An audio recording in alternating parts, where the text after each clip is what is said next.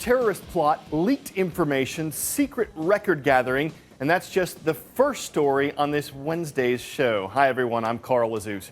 This story involves a news organization and the U.S. Justice Department. The Associated Press says the government agency secretly collected 2 months of telephone records from AP employees. The president of the AP said, quote, "These records potentially reveal communications with confidential sources and disclose information about AP's activities and operations that the government has no conceivable right to know." The AP reported that the government hasn't said why it wanted the records, but officials said they were looking into how details of a foiled bomb plot were leaked last year. Attorney General Eric Holder runs the U.S. Justice Department. He says he wasn't involved in the decision to collect phone records, but he said the leak put the American people at risk.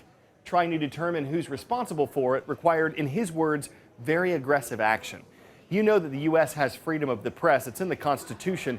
But that freedom doesn't necessarily cover everything the press does. CNN legal analyst Jeffrey Toobin says there's no law that allows reporters to protect their sources. Toobin says what the U.S. Justice Department did was legal, but it's also farther than any presidential administration has gone before. Just the facts. Bangladesh is a country in southern Asia. It's home to more than 160 million people. The country struggles with poverty, overpopulation, and political instability. But its economy has been growing in recent years. Its garment industry makes up nearly 80% of the country's exports. The people who make those clothes do so at a fraction of the cost and a fraction of the salary of what it takes to make them in the U.S. Minimum wage in Bangladesh, less than $40 a month. A recent tragedy has brought a lot of attention to the bad conditions that many Bangladeshis work in. A day after cracks appeared in a 9-story building near Bangladesh's capital, employees of its garment factories were told to come to work anyway. When the building collapsed on April 24th, more than 1,100 people were killed. In the weeks since, more than 2,400 were rescued from the rubble. The nation's army ended its recovery effort yesterday. The owners of the building and its factories have been arrested, and the government says it'll improve conditions for Bangladeshi workers, though some are calling that too little, too late. Pressure's on internationally as well. Many companies in the U.S. and Europe have clothes manufactured in Bangladesh. They're being pushed to make sure conditions for workers are safe. Different cultures around the world approach education differently. Earlier this week, we talked about Sierra Leone and how girls there haven't traditionally been given access to education. In South Korea, the issue isn't getting an education. It's more about how well you do in school. And what some students are doing to succeed is having an impact across the entire country.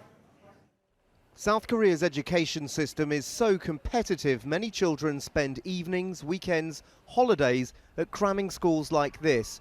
But amid the clamour to get better grades, it appears some have been cheating in the all-important SAT tests to get into US universities.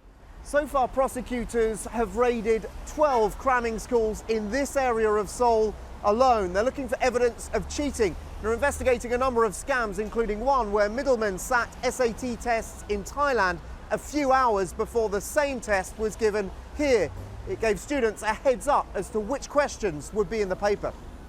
The organisations that run SATs in the US have cancelled May's test for the whole of South Korea. But at one cramming school not implicated in the scandal, a teacher tells me parents are paying for their kids to cheat.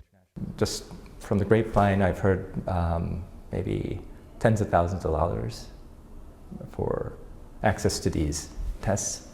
A lot of the parents know where to go. The owner of the Hagwon, or the cramming school, would basically say, I have access to these certain tests. And so a lot of the parents are actually making the ultimate decision.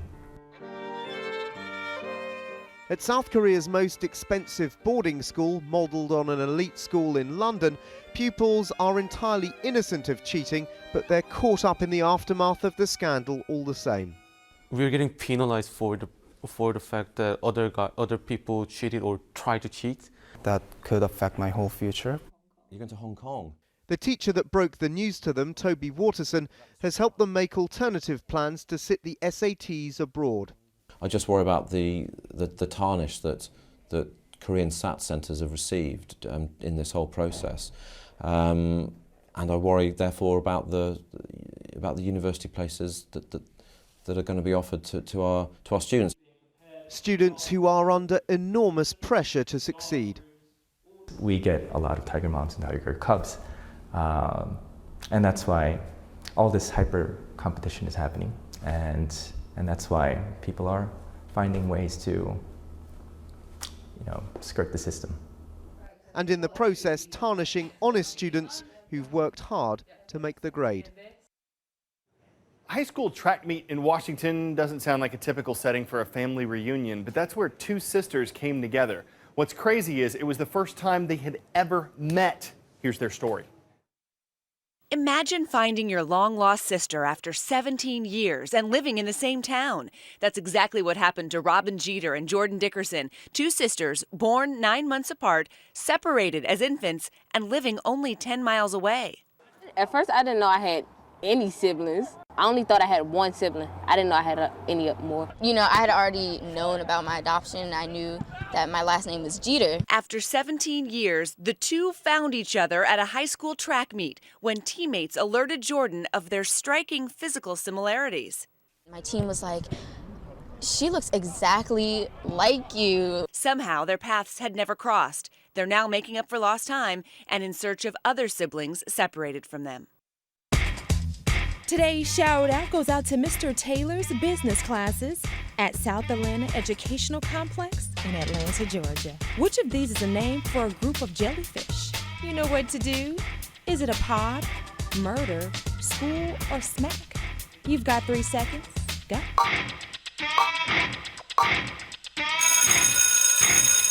A group of jellyfish is sometimes called a smack. That's your answer, and that's your shout out. If you ever think about jellyfish, you probably think of them as flexible. No bones, loose tentacles, just kind of floating blobs. Sure, the ones you find in nature, but when you're building a robot jellyfish like the one in our next report, it's going to have a sturdier shape. And if the engineers who designed it have a say, it might help lay the smackdown in the spy world. This jellyfish may not sting you, but it could one day be used in military sting operations. Meet Cyro, the 5'7", 170-pound robotic jellyfish. It's a big guy, but once it's in water, it's almost neutrally buoyant, so it doesn't float, doesn't sink, just kind of stays there. The lifelike autonomous robot was created by a team of research and engineering students at Virginia Tech. It's part of a $5 million project funded by the U.S. Navy. The idea is to use these jellyfish-inspired vehicles for underwater surveillance of ocean waters. It's got 8 arms and a flexible silicone covering to mimic the way a jellyfish swims. So this is actually the mind of our robotic jellyfish. We house all our sensory components in here and the battery housing as well. This jellyfish prototype can swim for about 4 hours using a battery, but they're looking at other energy sources to make it last longer. In the future, we're trying to be able to leave this robot in the ocean for weeks and months at a time. These robots could be used for military surveillance and to clean up after oil spills or monitor schools of fish. They might not be the fastest swimmers, but they're definitely known to be very efficient swimmers. Using multiples of them, you can cover even more ground and perhaps achieve missions that are even more complicated. All right, fair warning. If you're afraid of heights, our last video probably won't be your favorite. But this was too good a view to pass up. You know that warning when you're looking up high not to look down? Oops. This bird's eye view of New York City is thanks to a camera someone attached to a spire for the New World Trade Center. The camera captured the moment as the spire ascended to the top and made this building the tallest in the Western Hemisphere. Always nice to have video of that kind of towering achievement in order to avoid anyone from calling it a tall tale. These puns might have set a new high bar. But that's it for today. We're going to start building from the ground up and be back with more stories tomorrow. See you then.